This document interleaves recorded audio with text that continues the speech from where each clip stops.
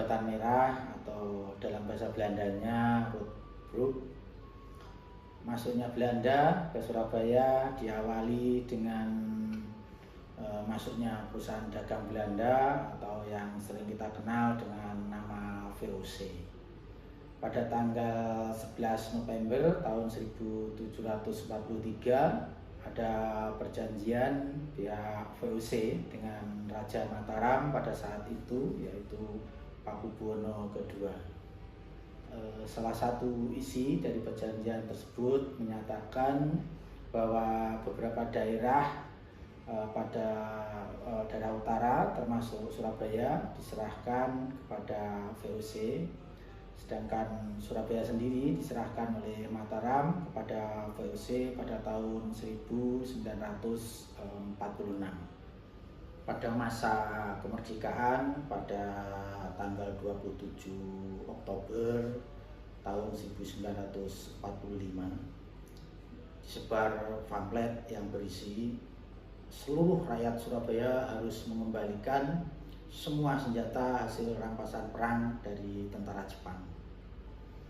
Mereka yang menyimpan senjata akan langsung ditembak mati.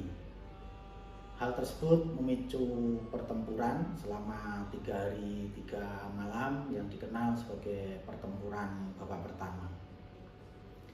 Pada tanggal 30 Oktober tahun 1945 dilakukan perundingan antara Presiden Soekarno dan Mayor Jenderal D.C. Houghton dengan hasil pengakuan adanya Republik Indonesia secara de facto dengan syarat.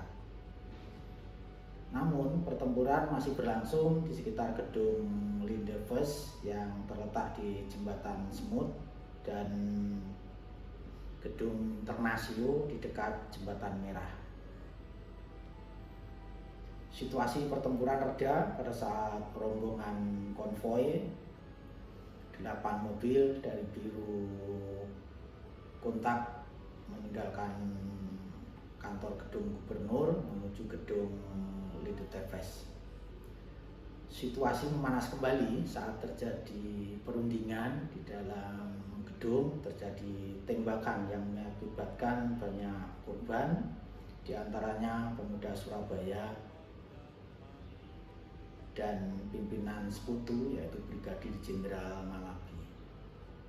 Pusat kota Surabaya masih terletak di daerah Jembatan Merah, tepatnya di sebelah barat Jembatan Merah yang menjadi permukiman orang-orang Eropa.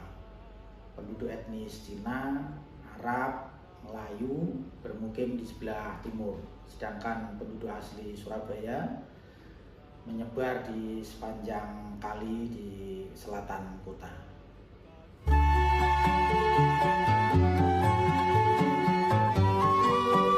Jembatan Merah mengalami perubahan konstruksi karena adanya tuntutan kebutuhan warga kota Surabaya yang melintasi jembatan yang menghubungkan kawasan Eropa di sisi barat Kalimas dengan Pecinan dan Melayu di timur Kalimas. Jembatan Merah telah mengalami perubahan konstruksi sebelum dan sesudah teknologi fotografi masuk ke Surabaya pada tahun 1060-an. Jembatan Merah awalnya diperkirakan dapat dilihat seperti modelnya jembatan angkat, yaitu di Kayun dan juga di Jembatan Bibis. Kawasan Willemsplein sekarang adalah Taman Jayangrono, bekas terminal Jembatan Merah, menghubungkan kawasan Herenstraat atau kawasan Jembatan Merah dari sisi timur mengarah ke Kembang Jepun dan kawasan Willemstad atau kawasan Jembatan Merah di sisi barat. Jembatan Merah menjadi salah satu situs ikoniknya wisata Kota Lama, tempat bersejarah Jenderal AWS Malabi tewas dan dalam pertempuran 10 November 1945.